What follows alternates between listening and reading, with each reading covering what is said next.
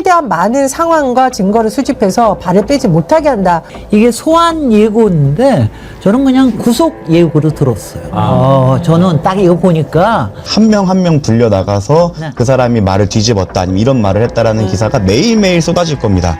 그거를 지켜보면서 기다리라는 취지예요. 이 깻잎 머리는 어떻게 할 수가 없거든요.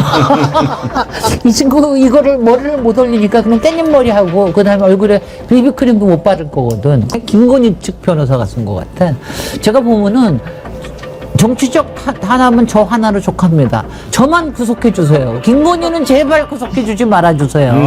21년 12월 29일 선대위 출범식 때 특검을 왜 거부합니까? 죄졌으니까 거부하는 겁니다. 라고 본인이 얘기하셨어요.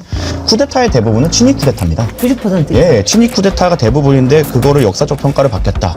그 수많은 그 독재자들이 하려고 했던 친위 쿠데타 중 실패 사례로 하나 기억될 것이다. 김기리가 썼을 거야 아마. 제가 좀 주목하는 것은 지금 국민의힘 전당대회에 또 돌입하는데 내란 옹호 세로가 결별되지 않고 일부 극우가 여전히 영향력을 미칠 것을 의심할 수 없는 상황에서 또다시 본인이 이런 글을 올려서 그쪽으로 뭔가 계속 영향력을 하고 싶은 마음이 있는 거 아닐까 이런 생각이 들고요. 자, 이제 전환길과 김계리다. 계리요. 우한길, 좌계리인가? 집사가 많은데 이 사람이 일종의 왕집사예요. 말하자면 김충식이라는 사람이. 그러니까 왕집사는 전체를 관장을 하면서 크게 뿌리가 되는 것들을 저거 해주던. 지금 얘기가 되고 있는 락천이라는 사람은 검찰이나 정치인과 줄을 놔주는 인물인 것 같습니다. 김건희가 정계, 재계, 정치계, 종교계를 어떻게 사람을 부리면서 했는지 큰 그림이 나올 거라고 생각을 하거든요. 지금 일단 특검이 윤석열, 김건희 소환 통보를 했죠. 김건희 특검에서. 그런데 윤석열은 언제 나와라, 김건희는 언제 나와라 하는데 윤석열이 또 나올지 안 나올지 모르겠습니다만 김건희를 8월 6일 날 오전 10시에 나오라고 그랬는데 8월 6일이면 언제예요? 지금 2주일 뒤에. 아니 정우성 변호사님, 이렇게 추석 열차표 예매하는 것도 아니고 이렇게 일찍 저기를 해요? 근데 이미 김건희 씨가 몇 번 빌드업을 했죠. 나오지 않기 위해서 병원 행을 하던가 아파서 한다라는 언론 플레이를 하던가 그런 거를 이제 사전 차단하기 위한 목적이라고 생각합니다. 일반적으로 3일 뒤에 나으라 이렇게 한다고 하면 당연히 여러 가지 핑계를 대서 나오지 않으려고 할 건데 이렇게 한 3번 정도 또 영장을 출석 요구를 한 다음에 영장을 청구하고 또 거기에 와서는 나온다 이렇게 해갖고 기각되느니 넉넉하게 시간을 주고 모든 핑계거리를 다 소거한 다음 그 다음에 불출석할 경우에는 바로 영장을 청구하던가 인신을 구속하겠다라는 빌드업을 쌓아놓고 하는 거고 또 두 번째로는 보통 수개를 부를 때 제일 마지막에 부릅니다.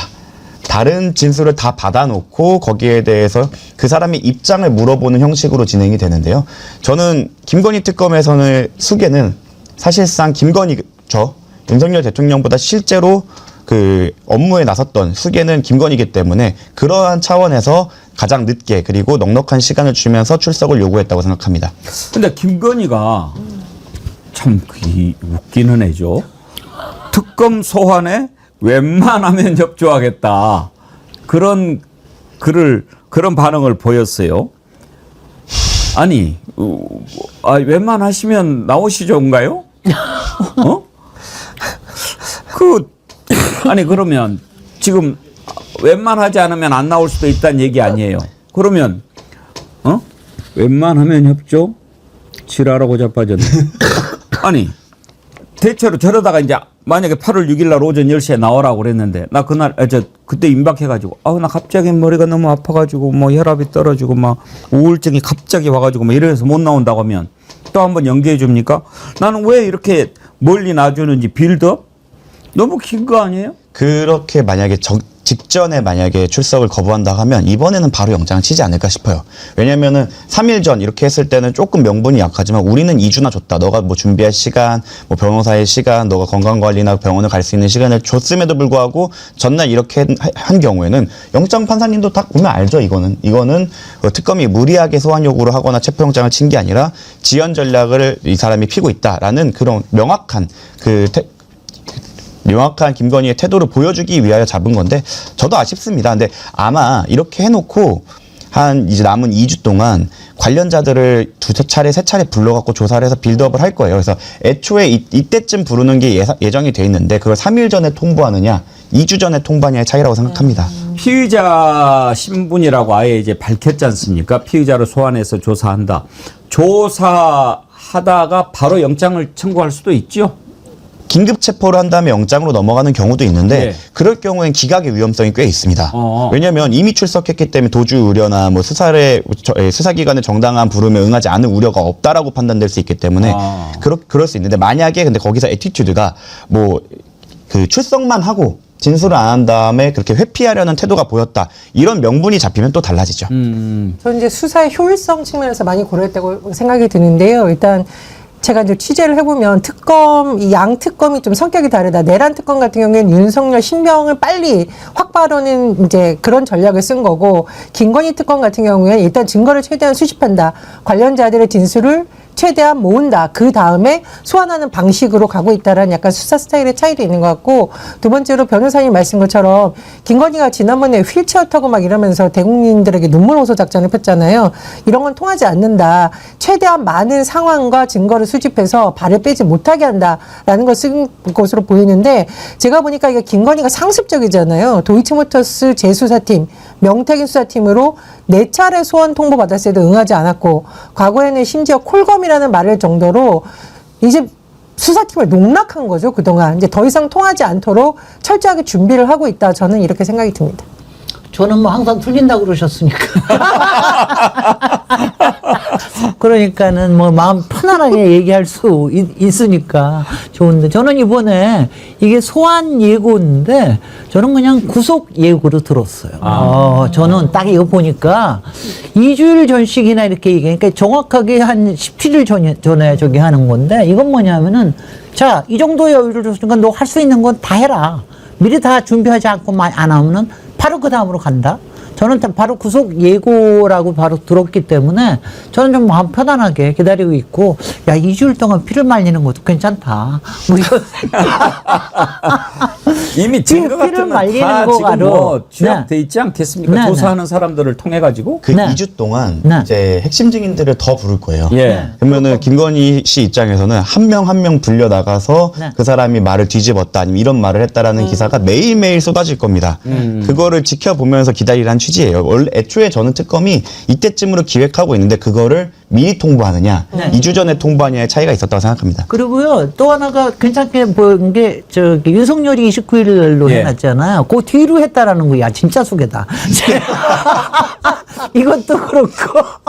그 다음에 이제 29일 날, 물론 외환에 관련된 것 때문에 소환하는 거지만, 그날이 공직선거법에 관련된, 그 다음에 공천 개입에 관련된 거를 조사를 할 거거든요.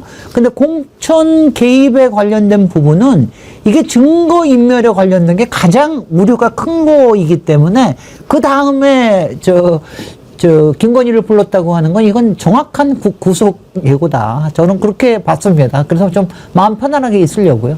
윤석열이는 29일 오전 10시에 나오라 그랬는데 나올까요?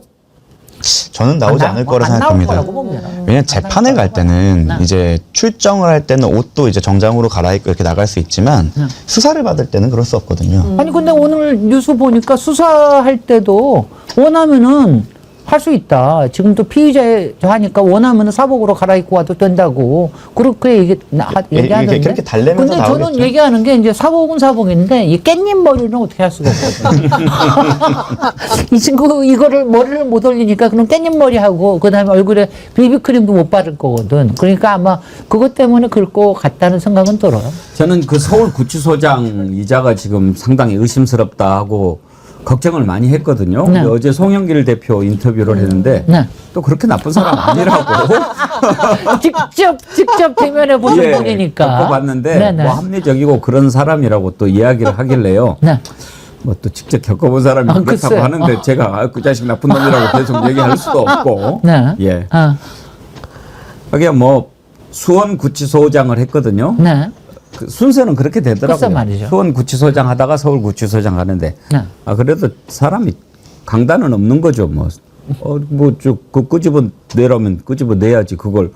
그 일반 잡범들은 4명이서 안 되면 10명이 들어가서 끄집고 나온대요. 저것도 쏘줬대요. 테이저건도.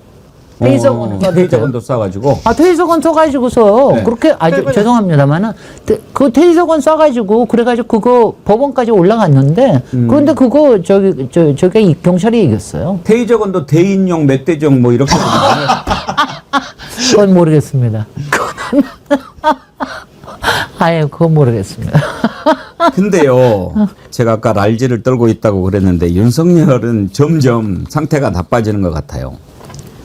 지금 이제 재판도 안 나와, 조사도 안 받아 그러는데 너 29일 날 나와. 그러니까 글을 페이스북에 올렸어요. 야, 여러분 조금 정신건강 이거 해롭지만 조금- 뭐라고 조금- 짓거렸는지 한번 봅시다. 말도 안 되는 정치적 탄압은 저 하나로 족합니다. 그러니까 이걸 이제 정치적 탄압이라고 하는 거예요. 저는 이 부분에서 제일 우라통이 터졌는데 이미 최고 권력을 가진 대통령이 정권을 찬탈하기 위해 내란을 일으켰다는 주장이 얼마나 터무니없는 것인지 입증하고 실무장도 하지 않은 최소한의 병력이 무엇을 의미하는지 분명히 밝혀내겠다. 근데 지금 저 부분을 보면서 이게 완전히 미친 상태까지 간 것은 아니구나. 아직도 짱구를 굴리는 수준까지는 가 있구나. 지금 이런 식으로 호도하지 않습니까? 비트는 거죠. 지금 우리가 네가 정권을 찬탈하고 해서 내란 일으켰다고 얘기하는 게 아니거든. 네가 저지른 죄, 마누라가 저지른 죄를 덮기 위해서 그렇게 했다고 생각하는 거거든. 근데 다른 얘기를 하는 거예요. 그러면서 이제 또 그 전에 못된 독재자들이 했던 역사에 기대는 거예요. 비상계엄이 올바른 결단이었는지 아니었는지 결국 역사가 심판할 몫이다. 윤석열은 역사를 얘기할 자격이 없는 자죠. 역사는 술잔에서 이루어지지가 않지요. 그런데 무슨 역사 얘기를 합니까? 저걸 정치적 탄압이라고 그래요, 김진애 의원님. 정말 아니 윤석열이 실제로 구속이 돼가지고 들어가 있으니까 왜 더 매일매일 이렇게 우리 속을 정말 뒤집어 놓죠? 정말 미치겠는데. 거꾸로 매달아 놓으면 정말 거꾸로 정말 그러고 싶어요. 아니 근데 저는 어저께 이걸 또 딱 보면서 이건 절대로 지가 쓴 게 아니야. 그쵸. 이건 변호사가 쓴 거예요. 변호사가 쓰고 제가 보기엔 김건희 측 변호사가 쓴 것 같아. 제가 보면은 정치적 탄압은 저 하나로 족합니다. 저만 구속해 주세요. 김건희는 제발 구속해 주지 말아 주세요.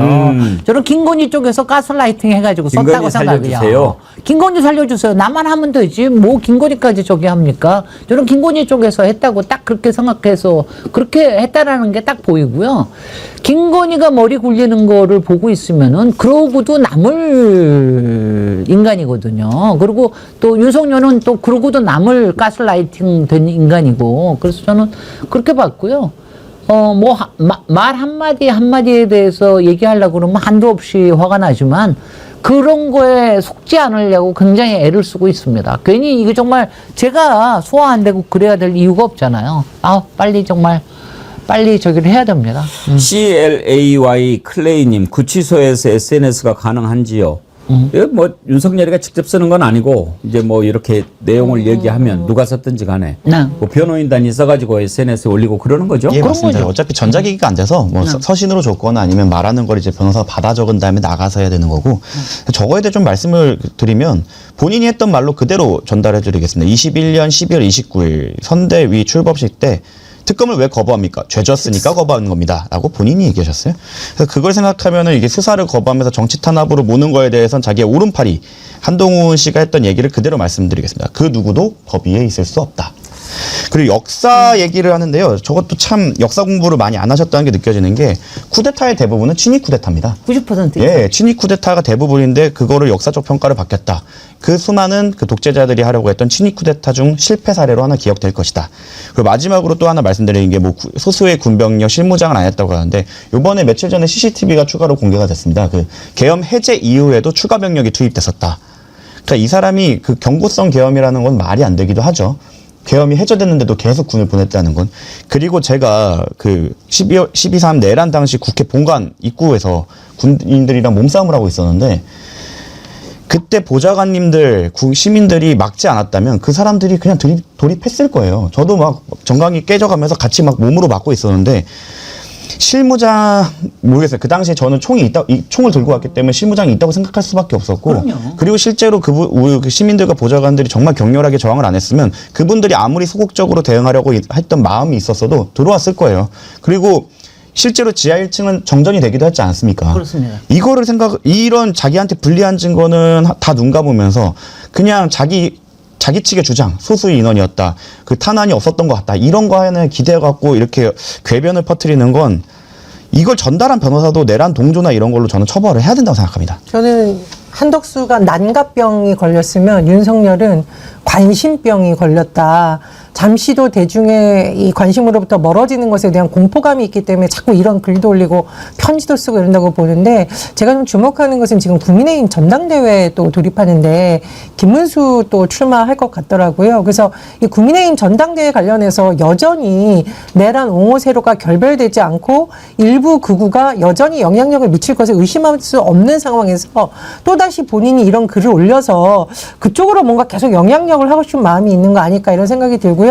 이건 이제 내란 속에 윤석열의 책임이 가장 크지만 아직까지도 역사 강사라고 본인을 주장하는 그 누구죠? 전한길 같은 사람을 입당시켜서 이용하려는 국민의힘의 욕망이 남아있기 때문에 가능한 일이다. 그래서 여전히 윤석열과 국민의힘은 결별하지 못했고 윤석열은 그것을 이용하려는 마음이 여전히 있다. 이렇게 해석을 합니다. 저거 김기리가 썼을 거야 아마. 여기 안 들어가 있는데요? 여기 안 들어가 있더라도 따님이 쓰신 건가요? 안 들어가 있더라도 김계리가 썼을 것 같아. 딱 보고 있으면은 아마 했어요. 왜냐하면 지금이요. 왜냐하면 이제 지난번에 모스탄을 가지고 하려고 그러던 작전이 실패를 했잖아요. 그리고 지금 미국이 지금 만만치 않게 또 흘러가고 트럼프도 지금 또 위기를 또 맞고 있기 때문에 그래가지고 그쪽은 안 되겠다. 자, 이제 전환길과 김계리다. 계리와 계리. 우한길, 좌길인가? 어떻게 되나? 하여튼 간에. 그렇게 해가지고 지금 그거 가지고 해야 되겠다. 그리고 거기에 저는 솔직히 지금 통일교나 신천지나 이쪽에 정치 탄압 운운해가지고 종교 탄압 운운해가지고 여기에 펌핑을 하면서 그러면서 하는데 저는 김건희 쪽에서도 상당히 이 부분에 동조를 하고 있을 거라고 봅니다. 앞으로는 특검 내용들을 하나하나씩 좀 이렇게 정리를 해서 설명을 좀 드려야 할 것 같습니다. 막 쏟아져 나오니까요. 근데 또 사실은 이게 다 연결이 돼 있어요.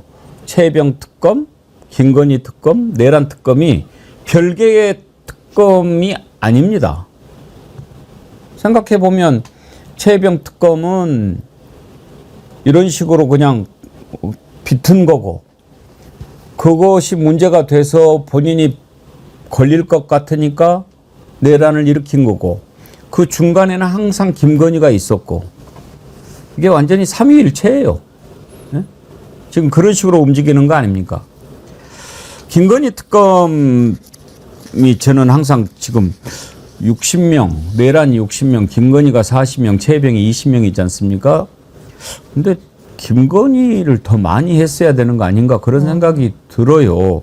김건희 혐의만도 16개 아닙니까? 그것도 문제인데 이제 어제 문건일 변호사가 나와서 얘기했어야 되는 부분인데, 저희가 사실 그 강혜경 씨가 공익제보했던 내용을 사실 검찰이 좀 지역 토착비로 축소 은폐하려고 했던 시도가 분명히 있지 않았습니까?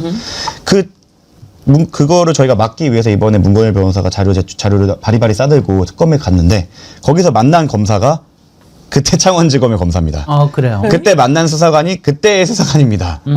예, 거기에 있던 분들이 다 거기 가 계세요.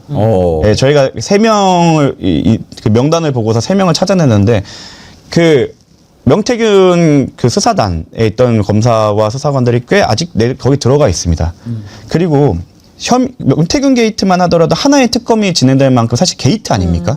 그 수많은 정치인들이 연관돼 있고 너무 많은 것들이 견져 있고, 이것만으로도 다시 탄핵이 가능하고, 사실 이게 트리거가 돼갖고 그 12.3 미상계란까지 간 건데, 거기에 만약에 그 담당자 3명이 있고 파트마다 지금 그 검사가 한 6명씩 5명씩 배속된 것 같은데, 그 3명이 기존 검사다. 뭐 지금은 응원을 하고 제가 지켜보고 있지만 뭐 명태균 씨 지금 막 안 나온다고 하고 있죠. 만만하게 보고 재판에서 막 그 검사랑 죽을 등 살등 막 쌍욕까지 하면서 싸웠던 명태균이 나 검사랑 친하다라고 요즘에 주장하고 있습니다. 아, 근데 그 검사가 지금 거기 가 있는 거예요. 지켜보고 있습니다. 저희가 진짜로 이거 어영부영 지나간다고 하면 이 내란 특검, 아니 그 김건희 특검은 진짜로 나중에 한번 다시 토파봐야 될 경우가 생길 수도 있고 그래요. 당에도 제가 항상 요청드리는 게 다른 특검은 모르겠습니다. 왜냐면 내란 특검 같은 경우에는 기간이 1년 정도로 한정돼 있어요. 왜냐면 그 살펴봐야 될 기간이. 최상병 같은 경우에는 공수처가 자료를 다 많이 수집을 해놨습니다. 김건희 같은 경우는 심지어 청장 때부터 시작해갖고 직전까지 다 알아봐야 되는 기간도 길고 당사자도 많고 사건도 많은데 거기에 저희끼리 얘기할 그 어린 친구들께서 임포스터가 몇 명이나 숨어 있는지 모르겠다. 글쎄 말이죠. 그거를 생각을 꼭 하셔서 당에서는 이거 뭐 추가 발의를 하셔갖고 기간을 늘리던 규모를 확대하던 아니면 이후에 특검이 아닌 뭐 별도의 수사기관을 통해서 뭐 상설 특검을 통해서 계속 수사를 하게 하던 이런 식으로 뿌리 뽑지 않으면 명태균 씨 어영부영 그냥 놔주고 어영부영 방송하면서 다시 또 정치 브로커로 나서게 되는 꼴을 우리가 볼 수도 있습니다. 그 지금 김건희가 변호사도 4명밖에 안 쓰겠다고 그러잖아. 그러니까 김건희가 벌써 짜하게 계산이 쓴 거예요. 이거 하는 거 보니까. 그리고 여기에 몇 사람 뭐 내가 뭐 저기 할 수 있는 사람 몇 사람 있고 해가지고 나 계산이 쓴 거 같아. 그래서 저도 조금 불안해요. 앞부분에 제가 인사 시스템 얘기했는데요. 최근에 지금 마약 게이트 관련해 가지고 아주 목소리를 높이고 있는 백혜령 경정 있잖아요. 네. 백혜령 경정이 가장 우려하는 게 또 검찰입니다. 왜냐하면 그 마약 사건과 관련해서 정말 수사를 받아야 할 자가 지금 검찰의 최고위층에 있다. 이걸 정말 걱정하더라고요. 그러면서 관련된 증거를 최대한 모아서 정리가 되면 한번 나와서 얘기를 하겠다. 뭐 그렇게 말을 하던데 지금 곳곳에 이런 자들이 암약하고 있어요. 네, 그거를 명확하게 보여주는 게 최상병 특검 같은 경우에는 어제 그 군검사 연보연에 대해서 저희 변호인단이 고발한 거 2차 받았습니다. 그러니까 즉 지금까지 새 특검의 문제는 뭐였냐면 왜 특검까지 갔냐면 기존의 수사기관이 수사를 제대로 하지 않았기 때문에 특검이 된 거지 않습니까? 그러니까 수사의 이 특검의 꽃은 그럼 누가 지금까지 덮어왔느냐까지 들춰내야 사실 수사가 완성되는 거거든요. 최상병 특검 같은 경우에는 거기에 선봉장을 섰던 그 연보연 군검사 그리고 이제 괴문서를 작성했던 모 중령에 대해서까지 수사 범위를 넓히고 있습니다. 그러니까 잘 되고 있다는 뜻이죠. 근데 이제 김건희 특검을 생각해 보십시오. 지금 그거를 묻으려고 했던 검사들이 과연 수사를 받고 있는가? 그리고 거기에 묻으려고 했던 검사들이 혹시 거기 들어가진 않았는가? 라는 의문이 계속 낳고 있잖아요. 물론 지금 단계에서는 혐의부터 파악을 하고 뭐 검찰의 협조를 받아야 되기 때문에 하다가 막판쯤에 그거로 틀 거다라는 저도 희망을 갖고 있지만 국민 여러분 그리고 당께서는 조금 그 부분을 유념하면서 지켜보셔야 특히 김건희 특검에 집중해서 그걸 봐서 이 그 특검과 특검에 파견된 검사들이 자기 친정인 검찰까지 칠 수 있는지 쳐서 성과를 내는지까지 꼭 바라보셔야 되고 그걸 못하고 시간이 없어서 뭐 인원이 부족해서 이런 변명이 나오지 않도록 여론과 그리고 법과 제도를 좀 정비를 해주셔야 된다라고 생각합니다. 특검과 관련된 내용은 오늘 2부에 이병철 변호사님 나오십니다. 좀 더 자세히 여쭤보기로 하고 짧게 이 내용 한번 들여다보죠. 지금 이제 김건희 정권에서 우리가 너무나 주술과 관련된 것들이 많지 않습니까? 천공, 건진 또 뭐야 뭐 아마테라스. 다 있죠. 근데 또 락천이라는 이름이 요즘 나옵니다. 락천. 아휴, 락천이 누군지 아세요? 그 저기 새아버지. 이 뭐 락천이 새아버지까지. 아니 락천이 이 통일교 연결고리로 이렇게 나오는데 락천이 김충식이에요. 김충식이에요. 난 네. 처음 알았어요. 그래요? 저는 그러니까 김충식이 문선명 비서 역할을 했던 것도 알고 계세요? 네. 저 그 사진 보면 봤습니다. 사진 지금 봤습니다. 네, 문선명 옆에서 저렇게 머리 조아리고 있는 사람인데 그러니까 도대체 처음엔 천공이 제일 높은 줄 알았어요. 그랬다가 천공 위에 건진이 나와. 천공은 아무것도 아니야. 또 건진은 또 여기에 비하면 또 세 발의 피 아닌가. 이제는 락천 시대가 된 거 아니에요? 야, 참 도대체 락천 위에 또 있을까? 아니 위에 또 있다기보다는 예. 그러니까 집사가 굉장히 많잖아요. 저기도 예. 김혜성도 있고 이종호도 있고 또 이번에 누구 하나 집사가 많은데 이 사람이 일종의 왕집사예요. 말하자면 김충식이라는 사람이. 그러니까 왕집사는 전체를 관장을 하면서 크게 뿌리가 되는 것들을 저거 해주던 저는 그렇게 보입니다. 이 사람이. 그러니까 이 사람이 뭐 건진법사가 됐건 뭐 어디에 검사가 됐건 아니면은 뭐 그 삼부 토곤의 조회장이 됐건 이런 것들을 최은순 하며 이런 것들을 이렇게 연결해주고 이러던 사람 같아요. 왕집사 같아 보이더라고요.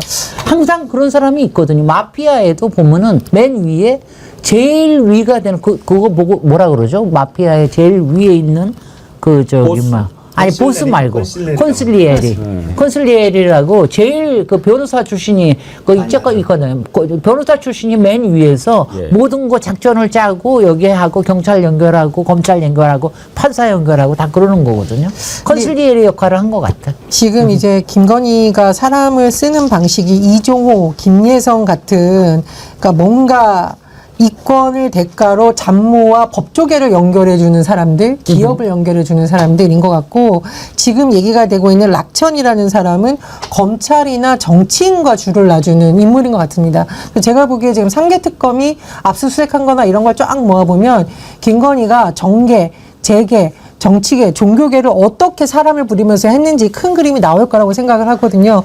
특검이 그나마 출범해서 너무 다행이라는 생각이 들고 다만 이제 변호사님 지적하셨고 어제 송영길 전 대표 우리 백운기 정치일보원지 인터뷰를 보면 그렇다고 우리가 검찰을 뭐 너무 신뢰할 수는 없다. 여전히 의심의 눈길로 봐야 되고 저는 그래서 정성호 법무부 장관이 취임하면서 검찰개혁을 거듭 강조하고 있는데 그런 부분을 앞으로 좀 유심히 지켜봐야 된다고 봅니다. 예.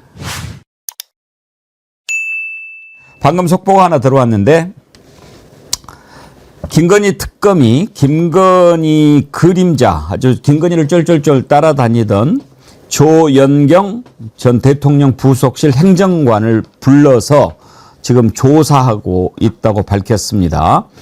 이 조연경은 목걸이 또 뭐 그때부터 그 얘기가 나왔고요.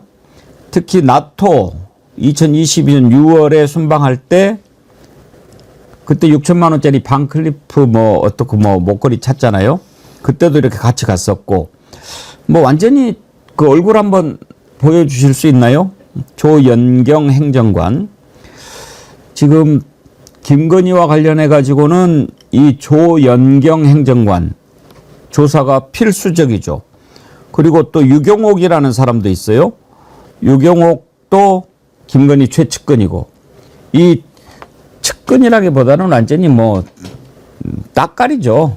이렇게 옆에서 완전히 수발을 들던 그런 사람들인데 이제 하나하나씩 불러서 조사하지 않겠습니까? 어떤 부분을 들여다볼까 궁금한데 장미 변호사님 일단 지금 2주 뒤에 출석하라고 통보를 맞습니다. 하지 않았습니까? 8월 6일. 그렇게 길게 잡은 이유가 뭔가 궁금한데. 있죠. 예. 2주면은요, 본인 스케줄을 정리할 수 있는 거예요. 임박해서, 나 병원 치료도 받아야 되고, 나 뭐 하고, 이럴 수 있는 기회를 차단하는 겁니다. 김건희 씨 지금까지 어떻게 했어요? 검찰이 특검 발족하기 전에 부를 때는 특검이 수사할 건데 나를 왜 부르냐. 나 특검이 되면 나 성실하게 임하겠다면서 안 가버렸습니다. 그리고 그 이후에 또 부르니까, 아니 지금 대선이 임박했는데 정치 영역에 선거에 영향 줄 수 있을까 못 나가겠다고 했어요. 말도 되지 않는 변명이었습니다. 그리고 또 부르니까 아프다 그랬어요. 입원을 해버렸습니다. 우울증세로 입원을 했었죠. 그런 부분과 관련해서 특검이 다시 이제 부른다. 그리고 김건희 특검에서는 출범 19일 만에 부르는 건데 2주 말미를 준 거예요. 문서로 부르면서 2주면은요 아프니 뭐니 병원 진료니 다 스케줄 정비하고 갈 수 있습니다. 더는 버틸 수가 없는 거예요. 그러니까 김건희 씨 측에서도 가겠다라고 이야기가 나오는 거죠. 이제 수족에 대한 수사가 진행된 겁니다. 샤넬백 통일그룹부터 받았죠. 지금 시가로 하면 그 두 개가 3천만 원인데 지금 두 개 그대로 갖고 있습니까? 아니요. 다 추적해봤더니 샤넬코리아 압수수색 해봤더니 신발로 가져갔다는 거예요. 유경옥 씨가 교체해 갔다는 거죠. 그것까지 확인이 됐는데 신발 사이즈 맞지 않다는 겁니다. 누가 신으려고 교체해 간 겁니까? 이거를 유경옥, 조연경 이런 사람들이 끝까지 김건희를 보호하려고 할까요? 봤잖아요. 윤석열 씨가 어떻게 나오는지. 자기 명령을 이행한 사람들을 거짓말쟁이로 파렴치범으로 몰았죠. 자기는 불법한 명령을 내린 적도 없고 오히려 불법을 자행하길래 질책했다라고 이야기하는 사람을 보고 뭐라고 생각할까요? 이제 각자 도생의 시간이 왔습니다. 그래요. 뭐 그 안에 준비를 잘 해야 될 겁니다. 김건희도 이번에 들어가면 꽤 오래 걸릴 것 같은데요. 그렇습니다. 뭐 워낙 김건희 이름을 따서 특검법을 하고 있을 뿐만 아니라 지금 3특검의 배후에 김건희의 그림자가 아른아른 거리고 있기 때문에 아마 뭐 형량 같은 거 다 계산하면 거의 뭐 평생을 감옥에 있어야 되지 않을까. 한번 들어가면 못 나올 겁니다. 김건희 또 내란 관련된 부분은 없을까요? 일단 열어놓고 조사는 해봐야 되겠죠. 그러니까 그 부분을 뭐 같이 공모했을 가능성 내지는 김건희가 다른 거는 다 국정의 거의 감독자처럼 굴었는데 개헌만 몰랐다 이렇게 하는 것도 좀 어색하거든요. 그리고 뭐 비하폰을 가지고 그 개헌 불법 개헌 당시에도 뭐 조태용 국정원장과도 연락했던 것들도 나오고 있고 하기 때문에 저는 다 열어놓고 수사해봐야 된다. 전 죗값을 다 물어야 된다고 봅니다. 지금 김건희와 관련해 가지고는 특검이 16개지만 이게 하나하나씩 이렇게 풀어나가는 과정에서 얼마나 엄청난 짓을 저질렀는지 드러나면 아마 국민들이 경악할 것 같습니다. 일단 지금 캄보디아 ODA 공적개발 원조에 관여한 게 이제 드러나고 있지 않습니까? 통일교하고 짜고. 그런데 공적개발 원조라고 하는 게 옛날 그 이명박 때 자원외교 생각나지 않습니까? 거기에 돈을 보내주는데 그걸 어떻게 다 이렇게 감독하기가 쉽지 않을 거예요. 그런데 15억 달러인가 150억 달러인가? 뭐 15억인가? 15억. 15억이 한 2조 되죠. 네. 이거를 또 30억으로 늘렸어요. 그러면은 거기에서 30억 보낸 걸로 치고 15억 받고 빼 돌리기만 해도 2조가 생겨요. 2조. 그리고 이제 백혜령 경정이 의심하는 것은 마약 사업에 직접 관여했을 것이다. 라는 거거든요.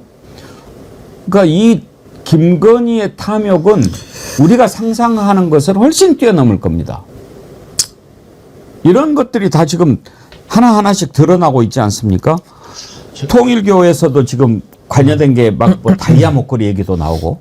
제가 좀 설명을 덧붙이면요. 원래 캄보디아에 지속적으로 ODA 예산 지원했던 게 한 7억 달러 정도 된다고 합니다. 그런데 갑자기 통일교의 로비와 윤석열 정부 시기에 15억 달러로 갑자기 2배 이상 뛰었다고 합니다.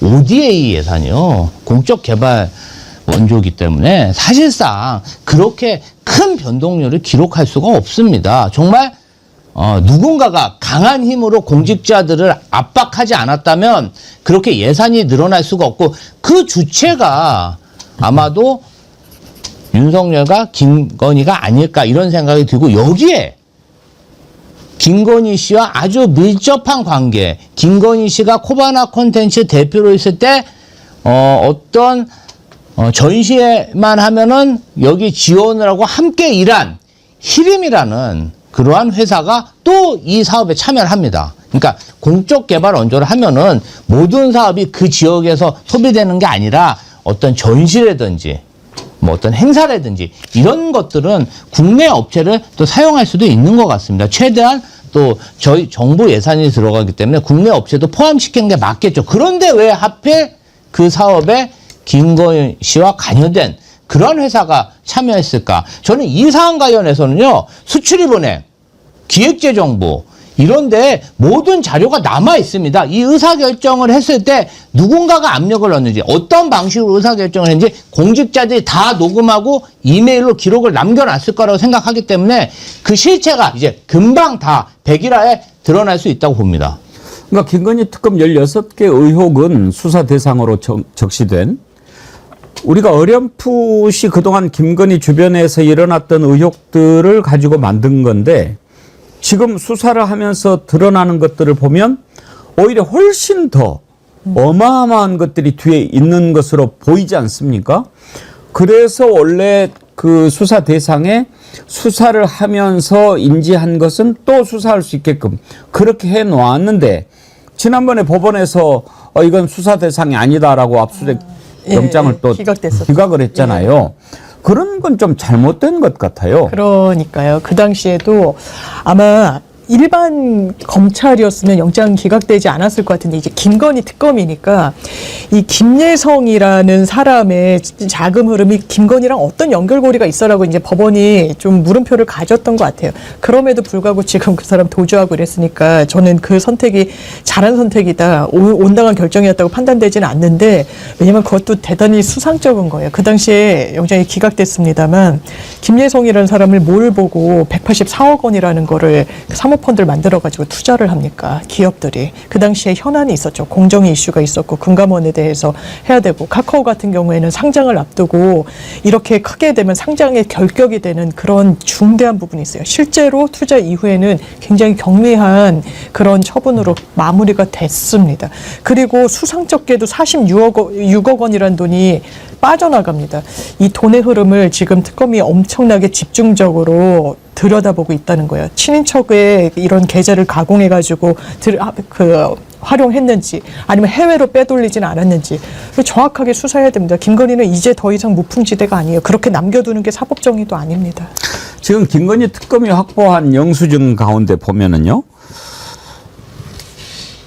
압구정동의 갤러리아 백화점 그라프 매장에서 다이아몬드 목걸이를 상품권으로 6,220만 원 결제한 거, 그리고 또 샤넬 가방 영수증 이런 거 지금 다 나오지 않습니까?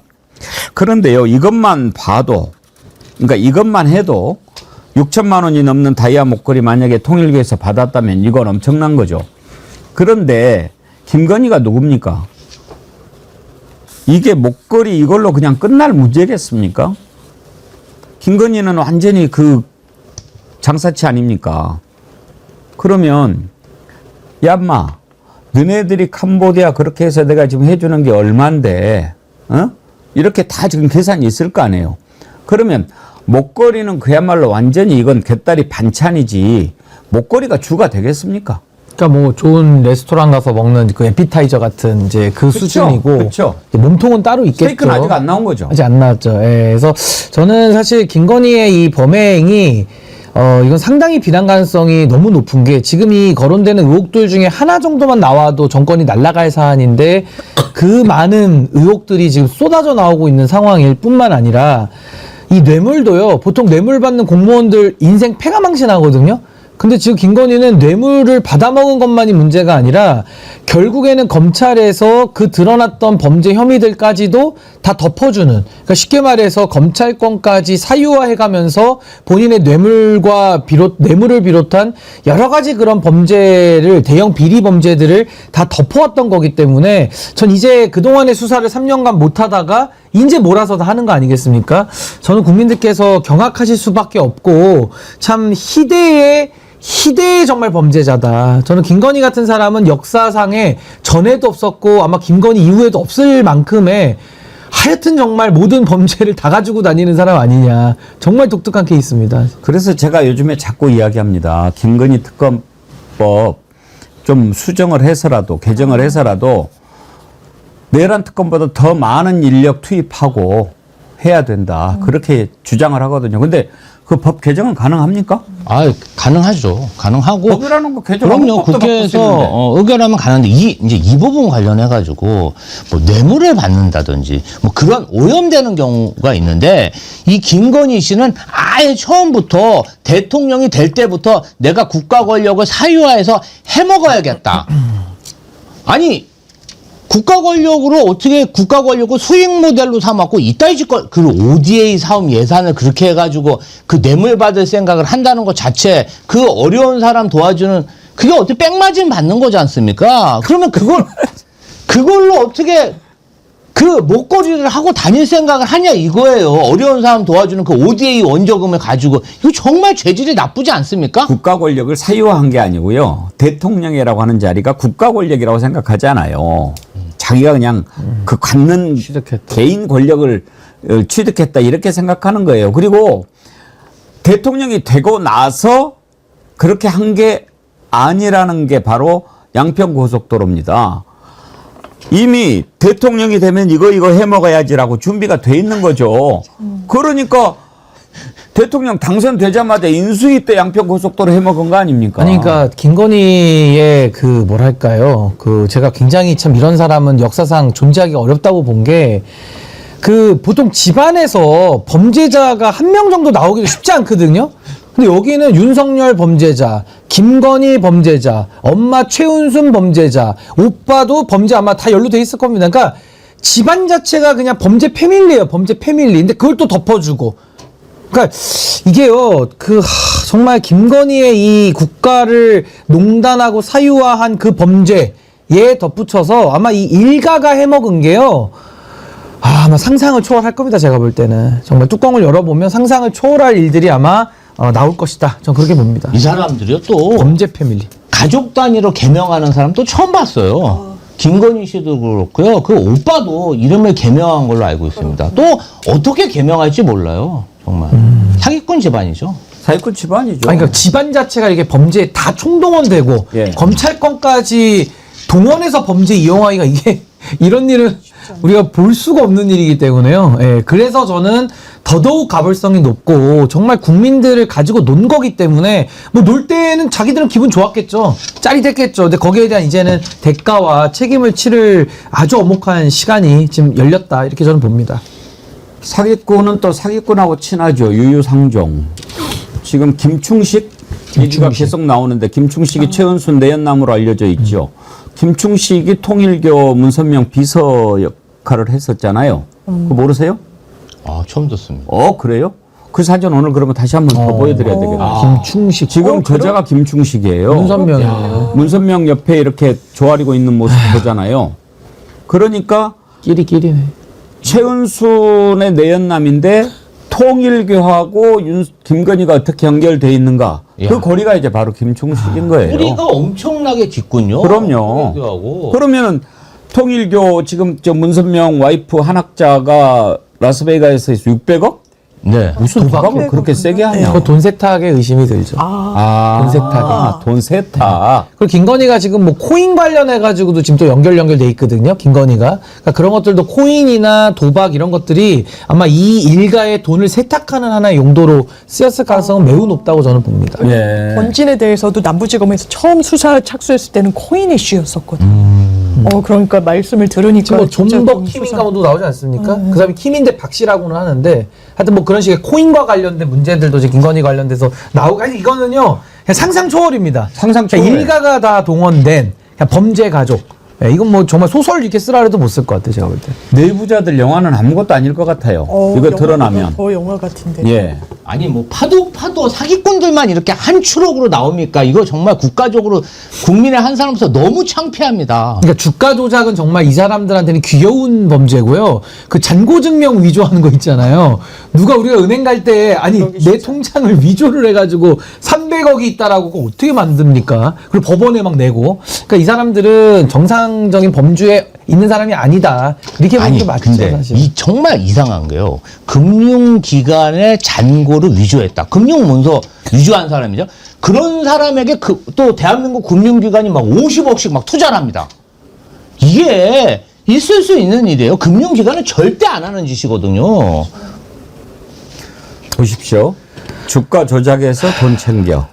고속도로 틀어가지고 땅값 올려서 돈 챙겨. 공적개발 원조 자금 보낸다고 해서 거기서 빼먹어가지고 챙겨. 마약 사업에 뛰어들어서 돈 챙겨. 이거 뭐. 그리고 돈 없을 때는 그냥 잔고 증명 바꿔서 돈도 빌리고 바꾸면 갖고 와요. 그냥 되고. 숫자 바꾸면 됩니다. 요새는요. 교도소에서 영치금으로 또 챙기고 있습니다. 명칭은 많이 들어요. 그래서 그거는 400만 원까지 받고 있으면 안 400만 된다 원인데 해가지고 그건 아주 뭐. 귀여운 수준이죠. 이 액수에 비하면. 그 세 발의 피죠. 세 발의 피.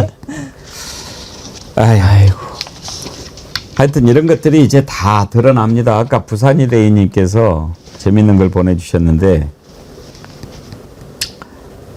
물이 빠지면 원형이 드러날 겁니다. 지금 좀해 보이지요?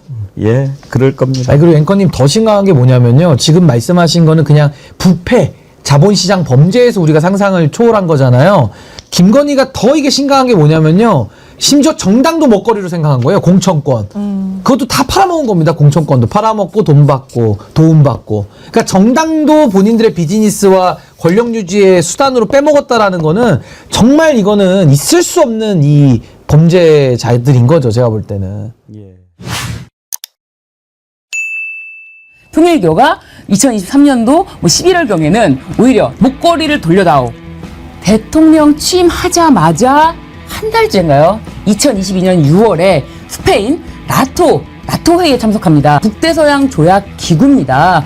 참 거기를 왜 가지 싶었는데 유럽을 좋아하더라고요. 김건희 씨가. 유럽에 가면은 명품 쇼핑이 용이하지 않을까. 실제로 명품 쇼핑을 한 것이 현지 리투아니아 언론을 통해서 보도가 되고요. 보도가 되면서 그 리투아니아에 있는 명품 매장 사장님이 명품을 구입했다. 지금 집사 게이트도 그렇지만 이 통일교하고 관련된 부분도 이게 지금 상당히 커지고 있는 느낌입니다. 도대체 어디까지 해먹었는가? 단순히 김건희가 뭐를 연결시켜주고 다이아 목걸이 받고 샤넬 가방 받고 뭐 몇천만 원짜리 목걸이 받고 이런 것이 아닌 것 같아요. 그건 단순히 그냥 에피타이저에 불과한 것 같아요. 실제로 어마어마한 것이 있을 수 있고 지금 마약 얘기도 나오지 않습니까? 이런 것들이 다 드러나면 와 도대체 김건희가 어디까지. 제가 어제 김건희를 좀 아는 분을 만났는데 그분은 한마디로 그렇게 이야기하더라고요. 인간이 아닙니다. 괴물입니다. 가볍게 생각해서는 절대 안 됩니다. 그렇게 얘기를 하더라고요. 잘 아는 분이. 지금 통일교하고 연루되어 있는 게 뭡니까? 통일교가 캄보디아의 공적개발원조 이쪽에 지원하는 것을 연결을 해서 그쪽에 뭔가 큰 사업을 한번 해보려고 하고, 그리고 그 윤용호 본부장이라는 자가 캄보디아에까지 가서 훈세를 만나고, 거기에 또 김건희 후원업체인 코바나 컨텐츠 후원업체인 히림 건축하는 회사까지 데리고 가가지고 뭔가를 꾸며보려고 한 건 나오지 않습니까? 지금 당장에요. 이 공적 개발 원조도 당초에 7억 달러가 잡혀 있었는데 이걸 15억 달러로 정부가 늘려줬어요. 이게 늘어난 돈만 해도 1조가 넘어요. 그걸 빼먹어도 조 단위로 이렇게 왔다 갔다 하는 겁니다. 근데 공적 개발 원조라고 하는 게 윤영호 소장님 눈에 잘 안 보이잖아요. 그렇습니다. 그러니까 우리가 OECD 가입 이후에 국제사회에서 뭔가 국제사회의 일원으로서 존재 가치를 보여주기 위해서 이제 니들도 원조를 받기만 하는 개발도상국이 아니지 않느냐. 오히려 주는 쪽이다. 그래서 생긴 게 이제 공적개발 원조라고 하는 ODA라는 이제 영어의 머리 글자가 있는데요. 이 두 가지가 있습니다. 하나는 아무 조건 없이 그냥 무상으로 주어지는 원조가 있고요. 이런 것들은 대개 이제 개발도상국의 생필품, 정말 삶과 직결되는 또는 사회 소셜 인프라 뭐 이런 거에 돈을 쏟아부어야 되는 이런 거니까 선진국이 후진국들에게 그냥 무조건 원조를 해주는 이건데요. 반대로 이제 타이드 론이라는 표현을 쓰는데요.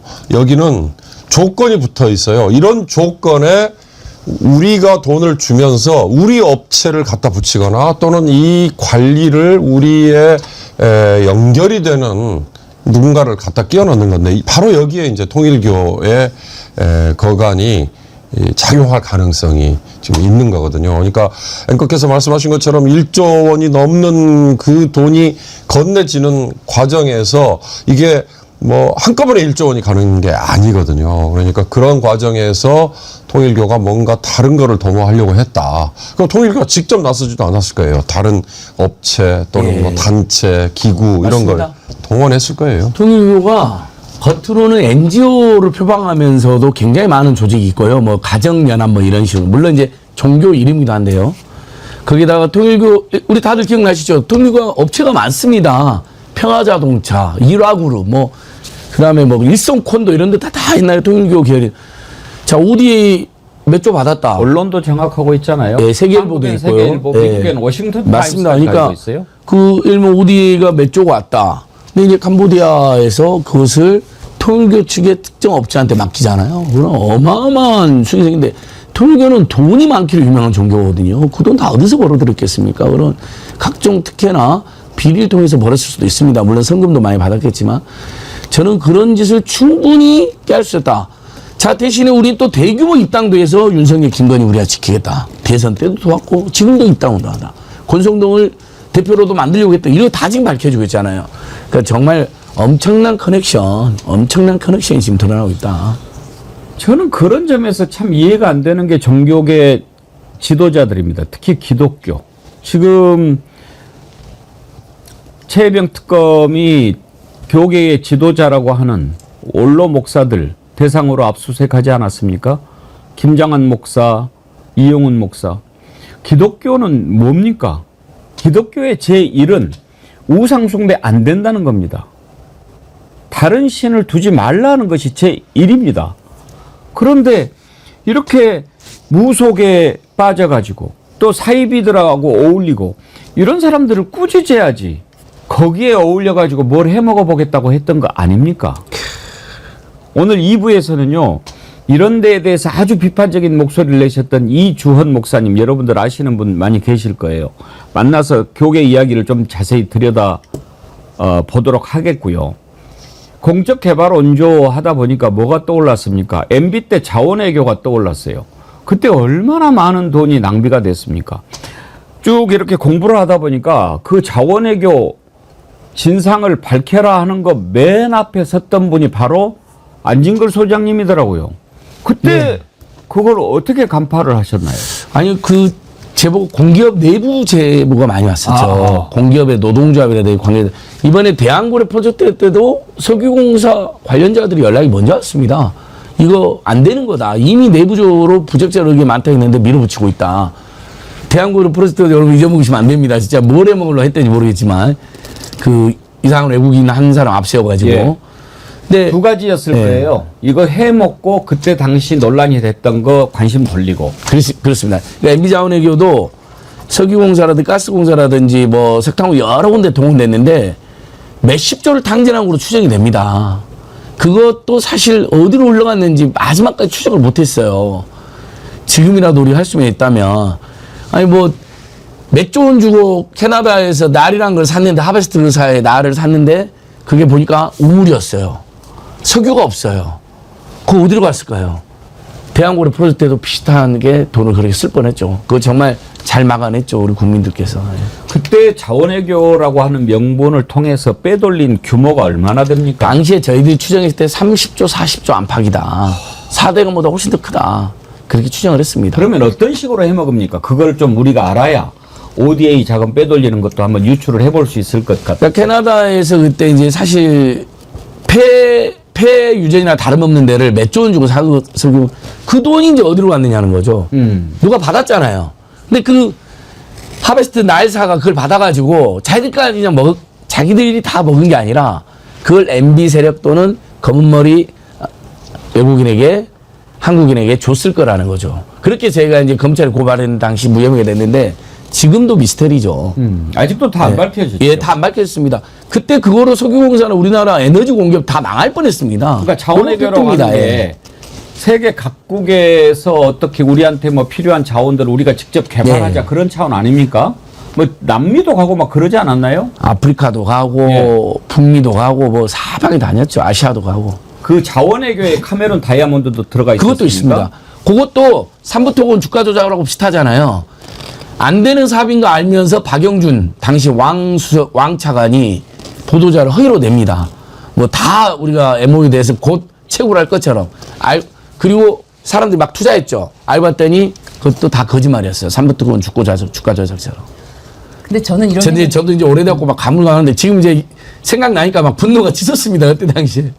저는 이런 생각이 들어요. 김건희가 이제 기존에는 도이치모터스 주가 조작 관련해서 이제 여러 가지 작전 세력들과 함께 일을 해왔고 또 삼부토건 이거를 어떻게 해서 뻥튀기를 하면은 어떤 효과로 내가 돈을 벌 수 있지 이렇게 해서 또 많은 사람들이 관련돼 있지 않습니까? 그리고 준비도 좀 많이 하고 뭐 물론 양평 고속도로도 이 근처에 우리 땅이 있으니까 이걸 어떻게 하면은 우리 땅에 유리하게 이 고속도로를 틀어볼까 이런 다양한 사업들을 하고 구상하고 있다가 통일교로부터 이 캄보디아 ODA 이야기를 들은 겁니다. 그러니까 이거 참 ODA라는 게 그 나라의 공적 원조로 돈을 쏘아주고 그다음에 거기서 어떻게 인출을 해도 이건 어차피 원조이기 때문에 이것에 대한 사업을 막 증명을 하는 게 아니라서 오히려 이게 더 사업성이 더 좋은 거 아니야? 이게 가장 어떻게 보면 수익성이 좋을 수 있겠다.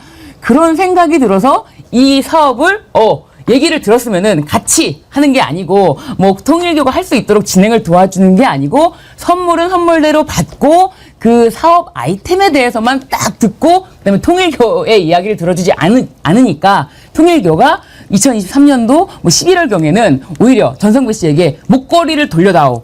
나 그때 줬던 거 목걸이 그 다시 주세요. 라고 이렇게 하면서 이 사업이 어그러진 것에 대해서 전성배 씨에게 항의를 한 게 아닌가. 그런 생각이 좀 들어요.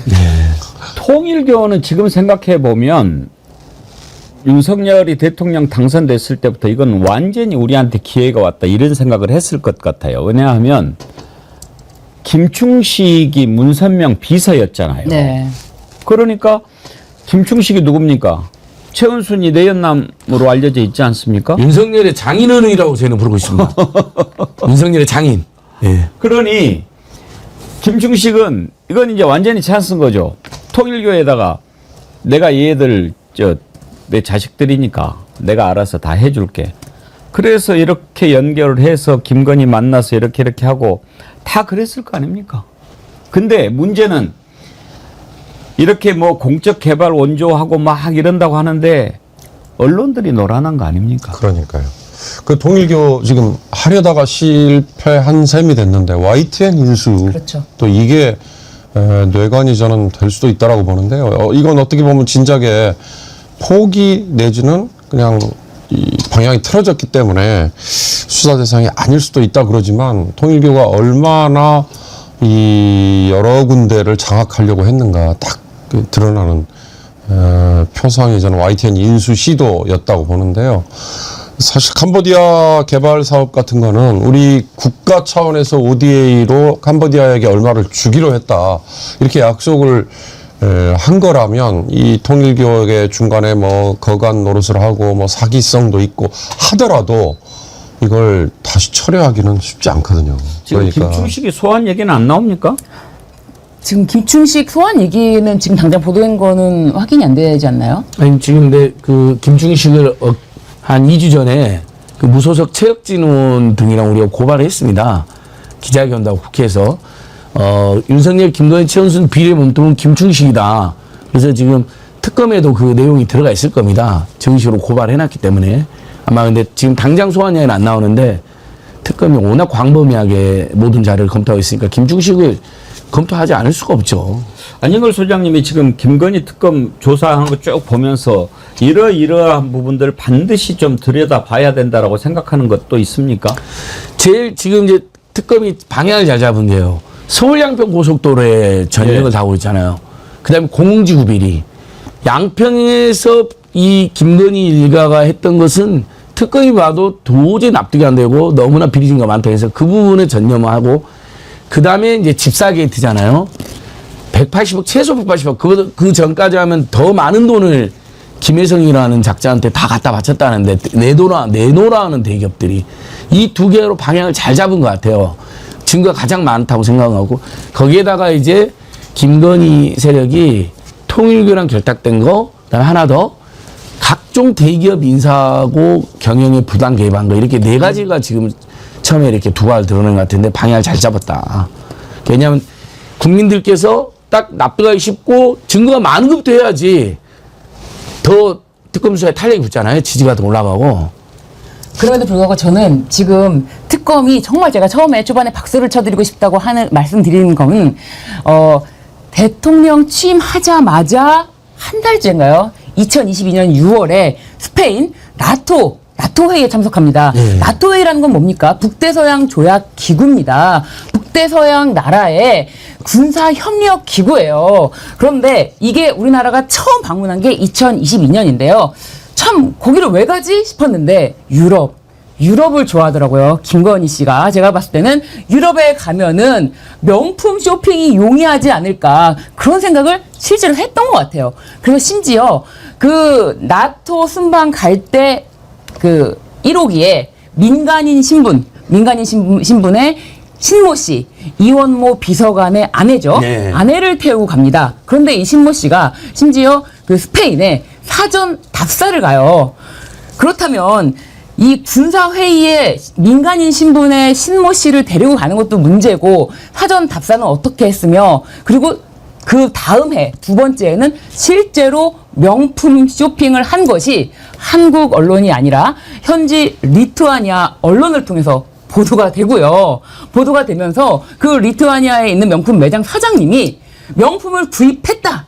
이렇게 인터뷰까지 합니다. 심지어 그 다음 날은 다른 수행원들이 와서 구입했다. 뭐 이런 거, 이런 모든 사실까지 낱낱이 들여다보고 있다는 사실에 정말 박수를 드리지 않을 수가 없습니다. 네. 그때 당시에 그렇게 설명했는데 이제 다 그게 통일교에서 들어간 걸로 나오고 있지 않습니까? 영수증도 다 나오고. 예.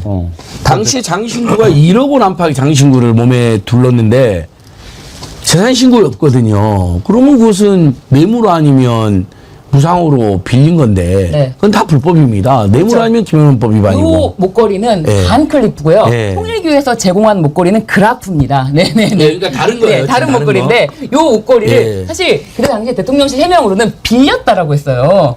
빌렸다라고 했는데 이번에 저 목걸이는 반클리프의 나팔입니다. 그래서 요거는 통일교에서 제공한 거랑 다른 건데 요거를 빌렸다라고 해명을 하니까 통일교에서 뭘 빌려 우리가 그냥 선물해 줄게 라고 하면서 다른 6천만 원대의 선물을 준 건데 제가 봤을 때 저 목걸이가 상당히 큽니다. 제가 봤을 때 6천만 원이 더 할 것 같은데 6천만 원대라고 해요. 저게 지금 딱 봐도 지금 목에 지금 굉장히 크게 있잖아요. 저 정도면은 제가 봤을 때 6천만 원 이상 한다라고 보여지고요. 네네. 잘하시네요. 예. 다이아가 박혀 있나요? 저거 다 다이아입니다. 아, 그래요? 저 모든 게 다이아입니다. 예. 큐빅 아닙니다. 저 모든 게 다이아입니다. 그리고 크기가 상당히 큽니다.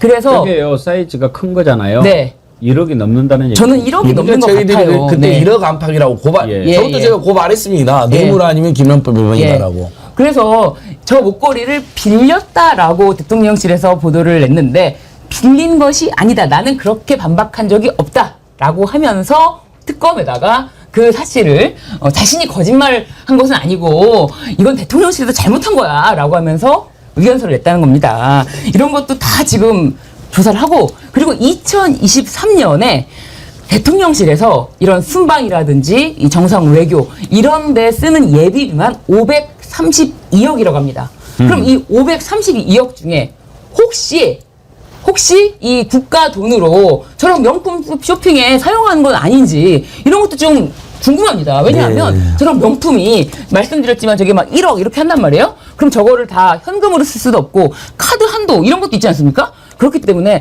국가 돈이 혹시 저기 쓰인 건 아닌지 특검이 이런 것까지 낱낱이 들여다본다고 합니다. 지금 그동안에 통일교에서는 우리하고는 관련이 없다. 뭐 딱 선을 그었지만 방금 연합뉴스 속보를 보니까요. 특검에서 그 윤영호 본부장이 배후에 한학자 총재를 비롯한 교단 윗선이 있었다는 구체적인 진술을 확보했다.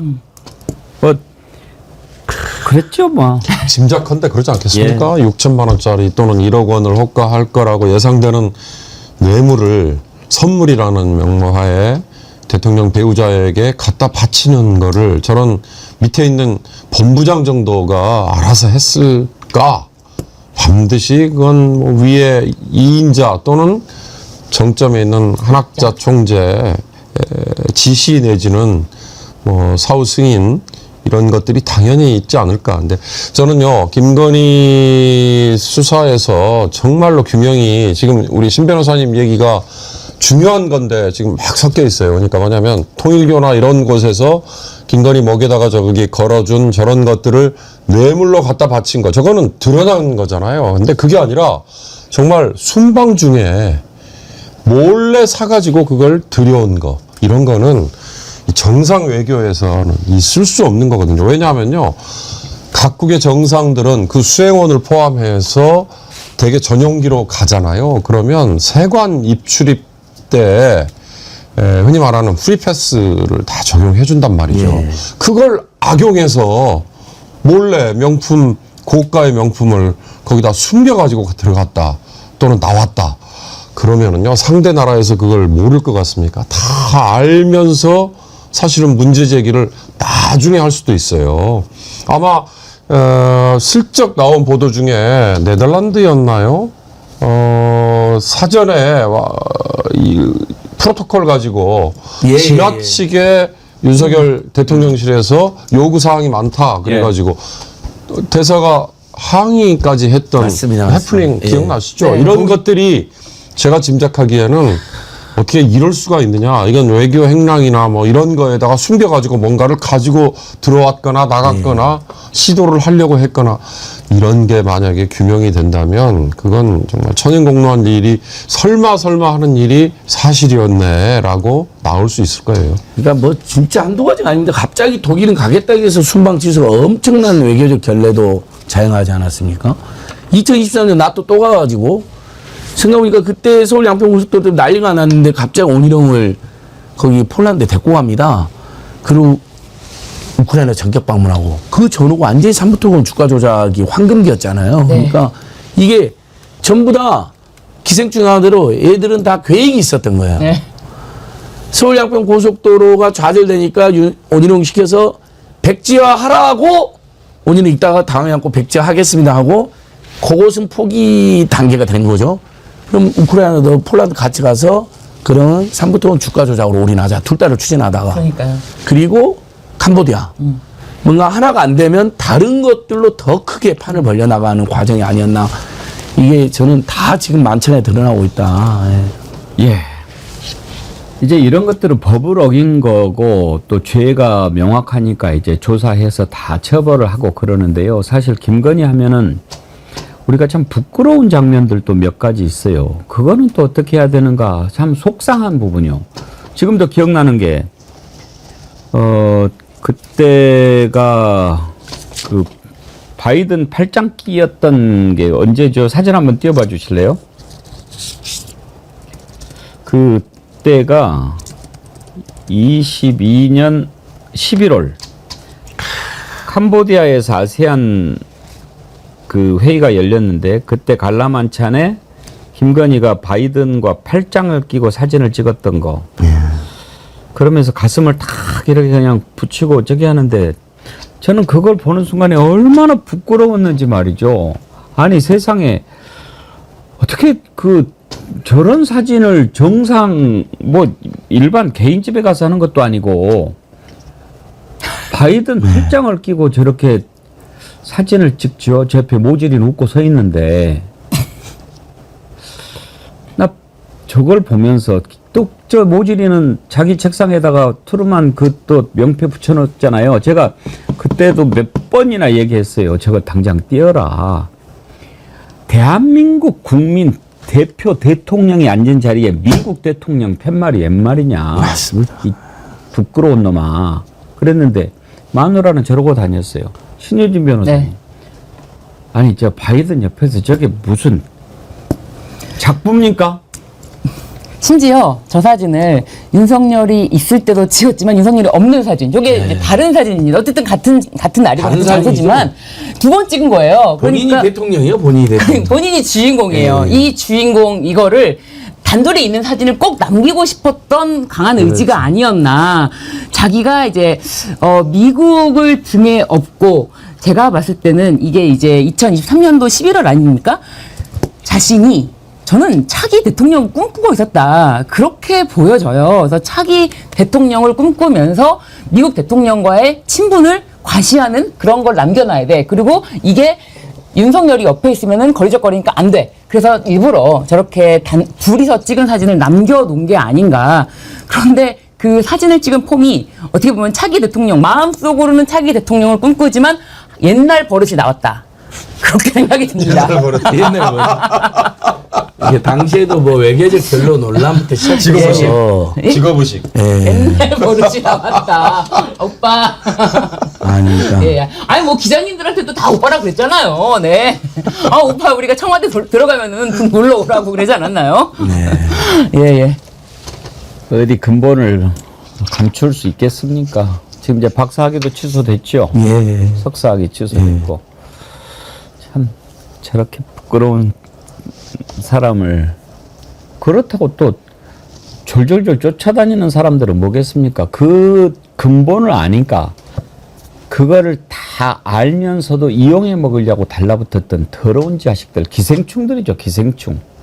그 기생충들의 말로도 이제 궁금합니다. 어떻게 될지.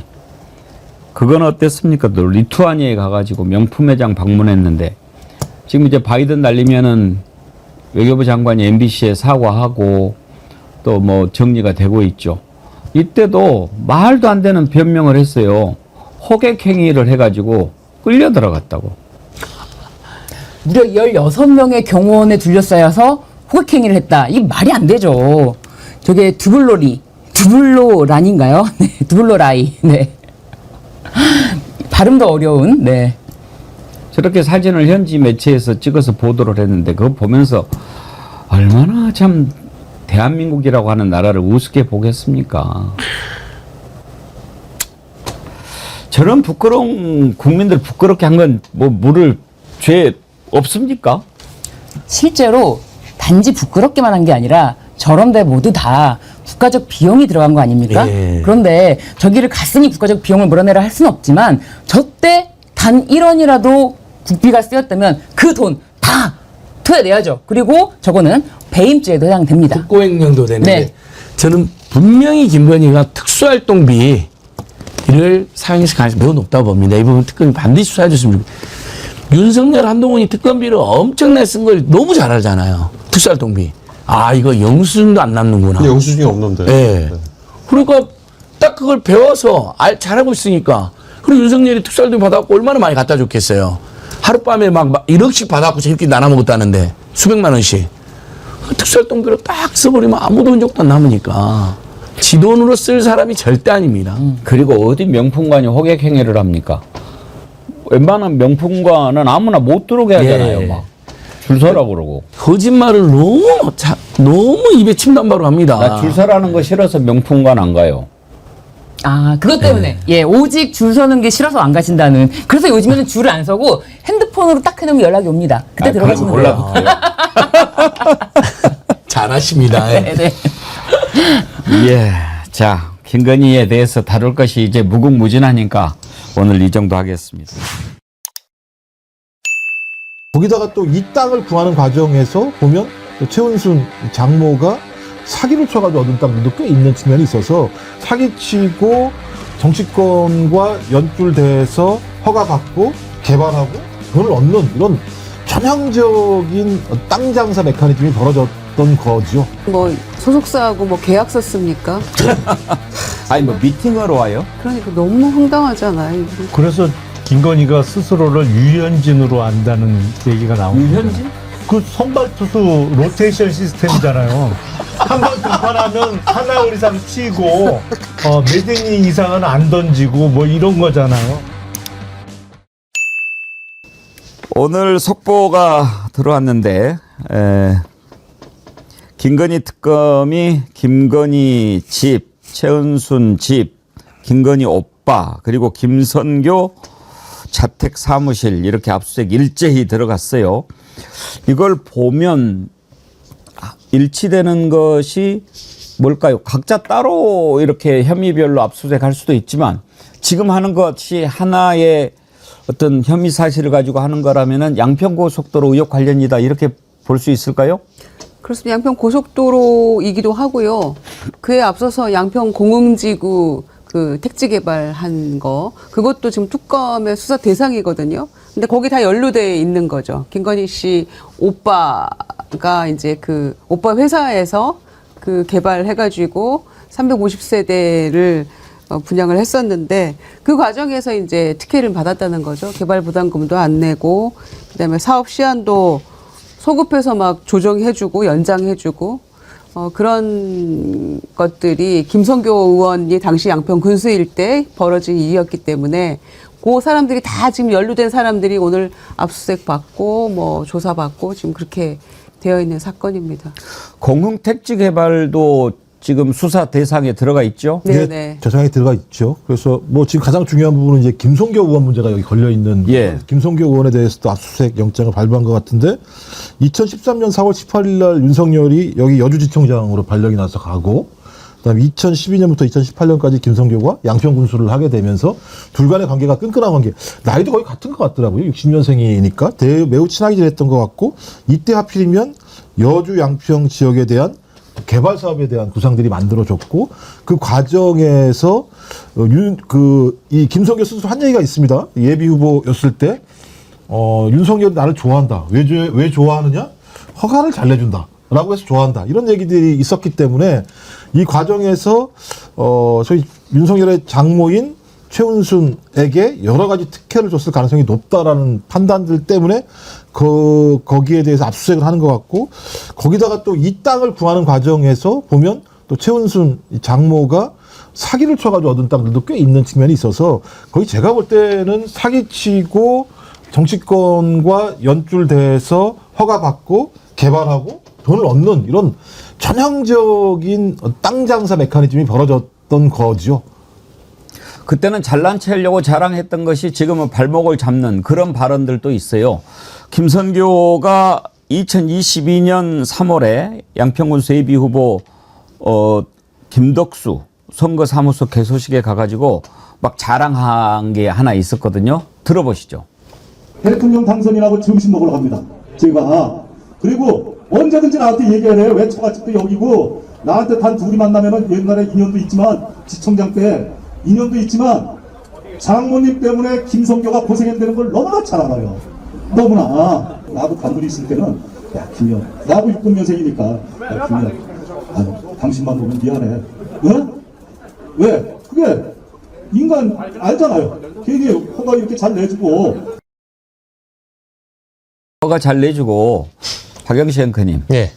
자백을 해버렸네. 그러니까요. 저기서 얘기했다라는 내용은 뭐 이제 그 지역 주민들 듣기에는 뭐 때는 자랑으로 들리는 얘기긴 합니다만은 지금에 와서 생각해보면 자백을 해버린 거죠. 근데 그 자백이라는 것도 사실 불법성의 의혹이 짙은 내용들을 다 자백을 한 겁니다. 앞서 이제 김유정 의원님이나 김종욱 교수님께서 말씀 주신 것처럼 뭐 개발 부담금을 면제해주거나 인허가를 연장해주거나 이런 행정적 편의를 실제 봐줬다. 그래서 장모님을 위해서 고생하는 사람이 나 김선교 아니냐라는 것을 실토를 해버렸기 때문에 앞으로 뭐 이제 김선교 의원의 경우에는 저는 구속영장 청구 가능성도 매우 높다고 보고요. 왜냐하면 기본적으로 받고 있는 혐의 자체가 고속도로 노선 변경 개입한 것뿐만 아니라 공흥지구 개발 특혜 의혹까지 나와 있는 상황이고 또 그런 과정에서 허위 공문서를 작성했다라는 의혹까지 지금 나와 있는 그런 상황이거든요. 그러면 이제 검찰이 들여다볼 것은 뭐 물증을 확보하고 또 관련 공무원들의 증언을 확보를 해서 김선교가 김건희 일가의 뒤를 봐주고 어떤 특혜를 또한 자신 또한 받았느냐 이것들을 살펴봐야 될 것 같습니다.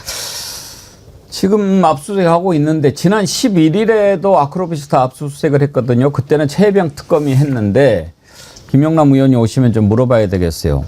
이렇게 압수수색을 가면 딱 그 관련된 것만 이렇게 해야 되는가? 한번 가면 다 이렇게 하지 않나요? 나 한번 좀 그게 궁금하니까 이따가 빨리 오시라고 그러세요? 아니, 특정한 것만 하게 돼 있는 것 같더라고요. 그러니까 영장에 적시돼 있는 것들만 가지고 와야 돼서 가지고 오지 못할 때는 사진 같은 걸 찍어 놓나 봐요. 여기 있는 걸 해서. 근데 그걸 가지고 압수를 할 수 없으니까 아마 다시 받으려면 영장을 다시 발부받아가지고 지정을 해서 가야 되는 상황인 것 같아요. 그럼 이번에는 그러면 장소를 이렇게 지정을 합니까? 아니면 대상 물품을 지정합니까? 장소와 물품을 지정해야 되겠죠. 그래서 정체를 하게 되면 자기들 마음대로 예를 들면 이제 그 검찰들이 마음대로 다 가져올 수 있기 때문에 특정을 해야죠. 물품이 어떤 건지에 대해서. 그 혐의와 관련된 사건 고개에 대해서 특정해서 가져오는 거라서 그래서 이상민 그 전 장관 집에 가가지고 했을 때 현금 다발, 뭐 명품백, 뭐 택도 안 뗀 거 9개인가 있었다 하는 것들도 전혀 가져오지는 못한 거죠. 단전 단수 관련된 거였으니까. 이상민도 오늘 지금 출석했더라고요. 그거 좀 이따 보고. 마드로님이 아까 슈퍼챗 보내주시니까 이 여자님이 미국에서 $, 마드로님 꼬리 물고 박영식님 찐팬입니다. 백영크님도 좋아요. 내가 삐칠까봐 그러신 거죠? 정어리 파이팅 하시니까 소바니님 1일 영식 릴레이 합니까? 고맙습니다. 영식 화이팅. 정어리 만세. 잼통 만세. 안 되겠다. 오늘 박영식 앵커는 오리고기 좀 더 드려야 되겠는데. 감사합니다. 제 걸 많이 드리겠습니다. 그러니까요. 큰일 났네요. 제가 못 먹은 거까지 합치면 엄청 많이 가겠는데 그쪽으로. 오리고기를 못 먹어요? 안 주신다면서요. 또 그렇게 또 예능을 다큐로 받아요. 속이 작아요. 말씀하시는 순간 김영남 의원님 열고 수대 공연을 마치고 방금 돌아오신. 더운데 오시느라고 수고하셨습니다. 아우 덥긴 덥네요. 보통 더위가 아닙니다. 네. 그런데 반가운 소식 하나 전해드릴까요? 오늘은 내일보다 시원해요. 네. 오늘이 37도, 내일이 38도.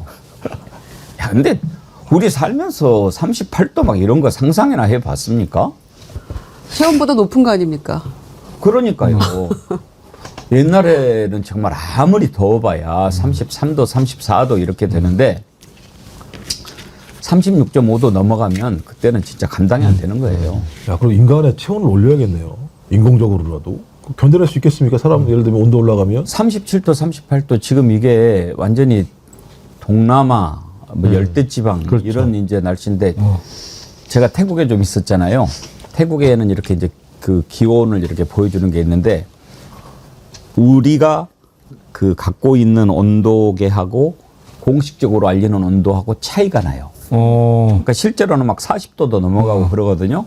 근데 37도, 38도 이렇게밖에 안 해놔요. 그래서 왜 좀 틀리게 해놓지? 근데 심리적으로 기분 좋으라고. 그렇죠. 그렇죠. 이제 기분 좋으라고 보다는 좀 덜 느끼라고. 실제로 41도 이렇게 되면 사람들이 얼마나 그러겠어요. 그러니까 그냥 공지로는 37도 해서 뭐 버틸만 하네. 근데 38도 넘어가면 그놈이 그놈 아니겠어요. 뭐 그러니까 감당이 안 되죠. 선한 거짓말인 거네요. 어찌 보면. 그렇게 봐야죠. 아니 제 친구 중에 지금 싱가포르 살고 있는 친구가 있는데 싱가포르이 적도 가까운 데 있잖아요. 예. 그 무지하게 더워요. 근데 얼마 전에 한국에 왔길래 만나서 얘기하다가 야 싱가포르 덥지 그랬더니 아 뭐 여기하고 별 차이 안 나. 오히려 태국 같은 경우는 우리나라보다 더 지금 더위를 견디기가 쉬워요. 거기는 건조하니까 예. 그래도 그렇게 그늘에 들어가면 좋은데 우리는 또 습하기까지 하잖아요. 우리가 더 덥고요. 아프리카 다녀오신 분이 한국이 훨씬 덥다고 얘기하시더라고요. 아프리카 다녀오신 분. 네, 아프리카 아프리카도. 다녀오신 분. 거기다 건조하니까. 예. 싱가포르이 지금 도시국가로 아주 선진국 대열에 올라갔잖아요. 그렇죠. 싱가포르이 오늘날 선진국이 된 비결이 가장 큰 게 뭔지 아세요? 인류 최대 발명품이라고 싱가포르이 꼽는 게 에어컨이랍니다.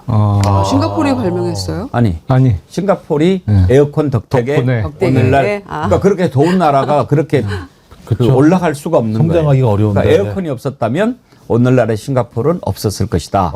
그런 얘기를 누가 하더라고요. 싱가포르이 1인당 국민소득이 9만 불이 좀 넘습니다. 그렇죠. 거의 9만 불 넘습니다. 예. 그러니까 우리보다 한 2.5배 정도 소득이 높아요. 근데 싱가포르의 가장 주된 사업이 뭐냐? 금융이에요. 그래서 제가 기회 있을 때마다 우리 금융산업의 발전을 해야 된다. 우리나라 금융 수준이 우리 국력에 비해서 대단히 낮은데 그게 금융을 단순히 돈 장사 이자놀이로 생각하면 절대 안 된다. 저거로 먹고 사는 나라도 있다. 이런 말씀 늘 드리는데 싱가포르 말씀을 하길래 다시 한번 생각이 나서 말씀드립니다. 근데 이제 싱가포르 같은 경우에 인구가 얼마인지 아십니까? 인구가 우리보다는 훨씬 적죠. 도시국가니까 뭐 얼마 587만이에요. 네.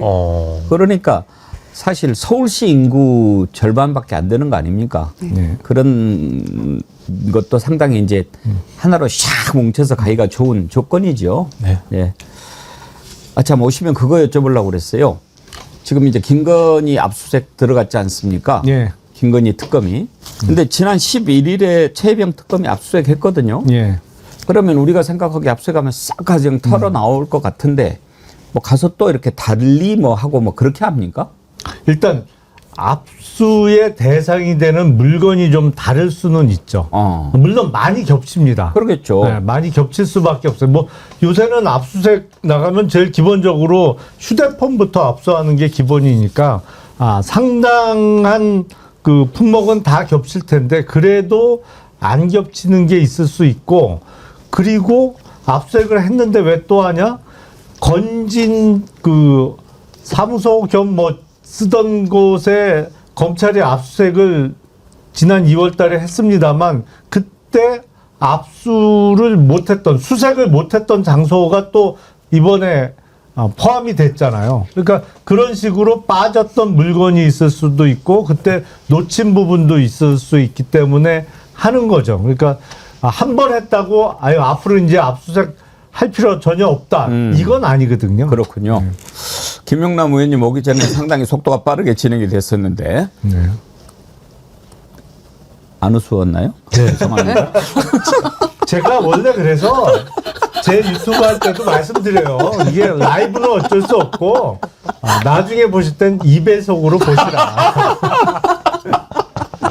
아니 좀 사인을 주세요 이렇게라도. 그래야 웃죠. 언제 웃을지 몰라가지고. 옛날에는 내가 상당히 좀 재밌다는 얘기 들었는데 요즘엔 내가 뭐 얘기하면 안 웃어. 더워서 그러세요. 더워서 그러세요. 지우 아빠 헬리님이 에어컨은 미국의 캐리어라는 사람이 발명했습니다. 그게 현재의 캐리어란 기업이고요. 그럼 캐리어를 캐리어. 넣어야겠네요. 캐리어. 옛날에 대우하고 같이 있죠. 했었죠. 네. 그래서 옛날에 대우차 요즘엔 안 나오는데 에어컨은 대우차가 제일 빵빵하다. 그랬었어요. 원천 기술 캐리어를 가지고 쓰니까. 네. 예. 그랬던 건. 르망인가가 대우차 아니었나요? 대우르망이죠. 대우르망. 옛날에 좋은 차였는데 그 차가 르망이면. 오늘 옆길로 자주 새는 더우니까 여러분 이해해 주십시오. 에어컨 얘기 눈이 반짝반짝 하는데요. 예. 그리고 또 김건희 문고리 3인방 또 이제 하나하나 이제 부르고 있죠. 문고리 3인방이 누군지 사진 한번 띄워주세요. 저 세 사람입니다.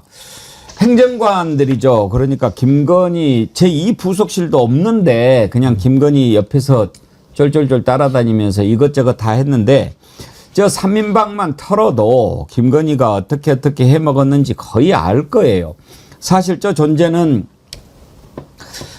최재형 목사님이 샤넬백 디올백 전달할 때도 등장했던 이름인데 유경옥 행정관은 전성배한테서 건진법사 통일교 측이 전달한 샤넬백 받아 그런 정황이 있고 정모 행정관은 뭐 이름 다 나온 거 아니에요? 예. 정지원. 정지원. 왜냐하면 특검이 이름 밝혔잖아요. 네, 이름 밝혔어요. 오늘 나오라고. 네. 그리고 이제 조는 누구더라? 조현경. 조현경.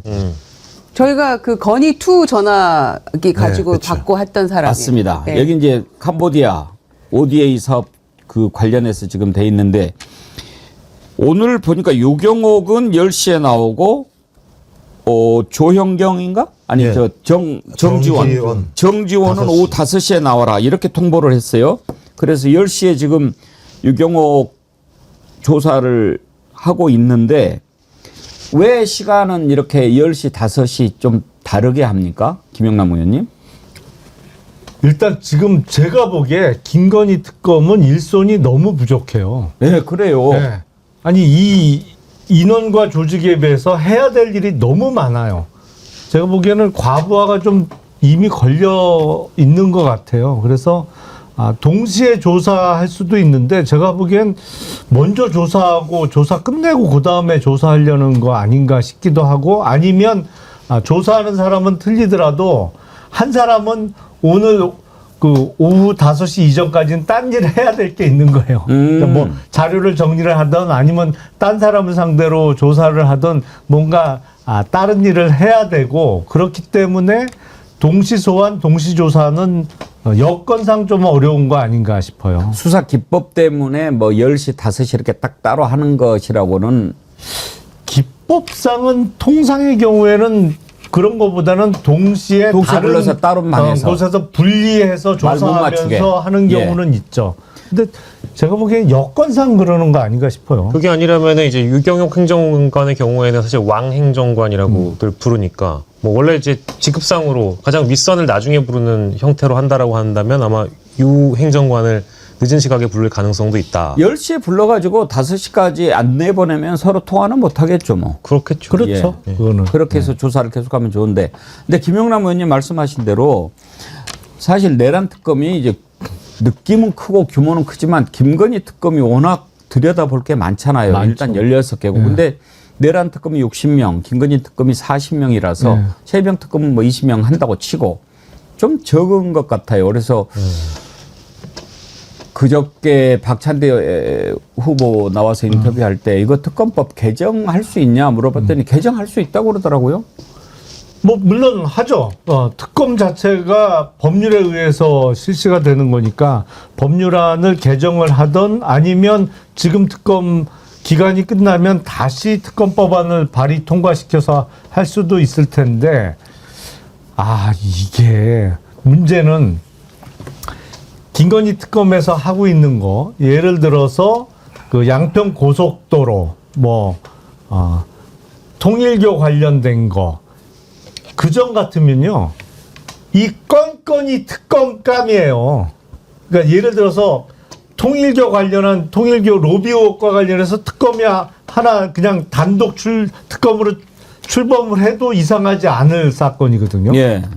양평고속도로도 마찬가지고요. 아니면 명태균 관련한 그 공천 개입 의혹도 별도 특검이 출범해도 이상하지 않아요. 근데 한 3년여 동안 너무 이상한 일을 너무 많이 벌려놓으니까 일의 범위가 너무 넓은 거예요. 제가 보기엔 검사 40명으로 이 16가지 수사 다 하기는 어려워요. 그 부분 조금 한번 좀 하다가 정 힘들고 더 많이 나오고 지금 집사 게이트 같은 것도 지난번에 수사 대상이 아니라고 그래가지고 압수영장 기각했으니까 차제에 특검법 개정하면서 인력도 늘리고 수사 대상도 더 늘리고 이렇게 할 필요가 있지 않냐. 마약 같은 것도 좀 들여다보고 지금 그래야 되지 않나요? 김건희가 워낙 많아가지고. 그래서 제가 볼 때는 두 개를 올려놔야 될 것 같아요. 그러니까 하나는 제2특검, 그러니까 김건희 특검 시즌2 이걸 미리 좀 얘기해 놓을 필요가 있다. 수사를 위해서라도 마찬가지인데 지금 김건희 특검 관련해서 대부분 수사 대상인 사람들이 하는 짓거리가 밀항을 하거나 잠적을 하거나 아니면 불출석한다고 엄포를 넣거나 나와서 얘기를 안 하는 일이 벌어지는데 공통된 게 뭐냐면 김건희와의 브릿지를 끊어버리는 것 하나 하고 시간만 끌면 된다는 생각들이 꽤 많이 있는 거예요. 그러니까 시간을 계속 끌게 되면 말씀하신 것처럼 수사 인력은 적고 계속 딜레이 되고 상황마다 사건들이 꼬이기 시작하게 되면 진전이 안 되잖아요. 전 그래서 말씀하신 것처럼 일단 인력을 충원할 수 있는 것도 하나 있습니다만 이번 특검으로 끝나지 않는다라고 하는 좀 명확한 입장들을 국회에서 보일 필요가 있어서 좀 김건희 시즌2 특검 이 부분 같은 경우도 좀 계속 제기를 해서 수사받는 사람들이 이걸로 끝나지 않는다라는 생각들을 명확히 가지게 할 필요가 있을 것 같아요. 일단 그리고 유경옥의 경우에는 지금 건진한테 그 뇌물성의 그 선물을 받아서 가방을 신발로 교환한 당사자이기 때문에 뭐 샤넬백이나 다이아몬드 목걸이나 이런 고가의 장신구들의 실물이 실제 어디에 위치해 있는지에 대한 뭐 추궁을 일단 하는 것이 가장 중요할 것 같고, 그리고 실제 건희2 폰을 사용한 사람은 뭐 이제 명의는 정지원으로 되어 있는데 통화한 사람은 조현경으로 되어 있고, 실제 건지인이 뭐라고 답변을 했냐면 나는 내가 통화한 사람이 유경옥인 줄 알았다, 이런 언급을 한 적이 있거든요. 그래서 유경옥이 사실 이 3인방 중에 가장 핵심적인 인물이기 때문에 불러서 조사할 내용들은 아마 제가 판단하기에는 뭐 오늘 하루 종일 해도 차고 넘칠 가능성이 매우 높다. 고강도의 조사가 예상이 된다라고 봐야 되겠죠. 하여튼 김건희 특검은 좀 보강이 필요하다 그런 생각이 듭니다. 요즘에 이제 특검이 풀가동돼서 이렇게 착착착착 하고 있는데 김유정 의원님, 네. 요즘에 특검보다 더 센 사람이 나타났다는데 혹시 아세요? 누구죠? 모르죠. 하하, 보여드릴까요? 보여주세요. 예, 특검보다 더 센 사람 잠깐 보고 갑시다. 날도 더운데. 나와라 오바.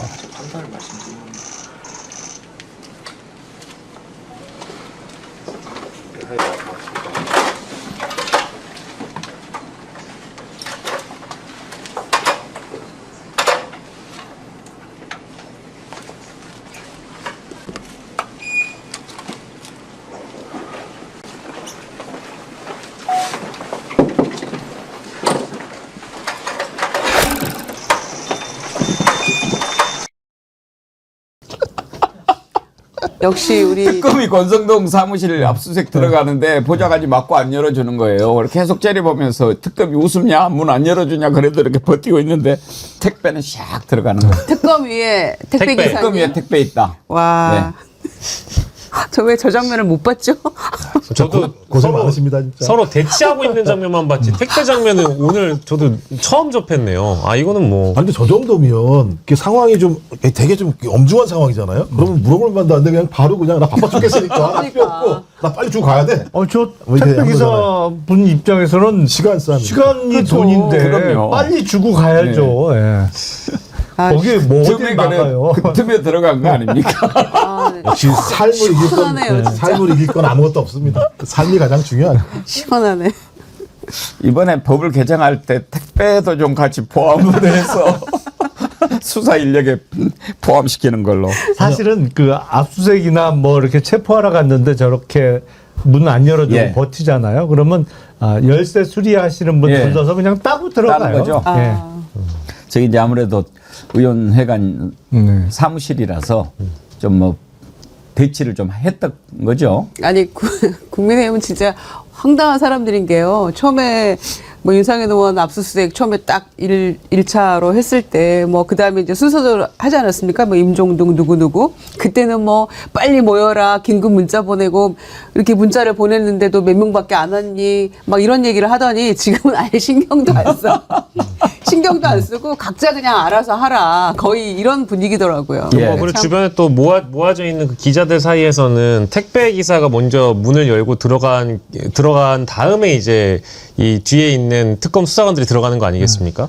저는 저 장면 보고 생각났던 게 좀 안타까운 장면이긴 합니다만 언론의 흑역사인데 조국 전 장관 일가에 대한 압수수색이 진행되는 과정에서 그때 실제 그 음식을 배달하시는 그 중국집 배달 아저씨인가요? 지금 그 배달원은 들어가서 압수수색 현장에 이제 음식을 나눠주러 들어가다 보니까 기자들이 그 주변에 둘러싸가지고 무슨 음식을 먹었는지 그런 걸 취재했던 그런 안타까운 장면들도 또 떠오르고 하네요. 그 비교를 이렇게 해보니까 지금 김건희 뭐 8월 6일 날 나오라고 그러니까 혐의당 하나씩만 하고 한 번 하고 사능을 쉬었다가 또 하고 몇 시 넘기면 안 되고 뭐 짧게 하자 막 이렇게 얘기를 했다고 하지 않습니까? 특검이 단칼에 쳐냈지만 그때 정경심 교수 검찰이 조사할 때 몇 시간 했는지 아세요? 17시간을 했어요. 17시간. 그래 놓고 이제 와서 뭐 저렇게 얘기하는 거 보면 참 염치도 없다. 그런 생각이 듭니다. 그러니까 본인이 뭐길래 무슨 뭐 소속사하고 뭐 계약서 씁니까? 아니 뭐 미팅하러 와요? 그러니까 너무 황당하잖아요. 뭐. 그래서 김건희가 스스로를 유현진으로 안다는 얘기가 나오는 유현진? 거잖아요. 그 선발 투수 로테이션 시스템이잖아요. 한 번 등판하면 사나흘 이상 쉬고 몇 이닝 이상은 안 던지고 뭐 이런 거잖아요. 어깨에 부담 주면 안 되니까. 요즘에 재밌는 거 많이 나오네요.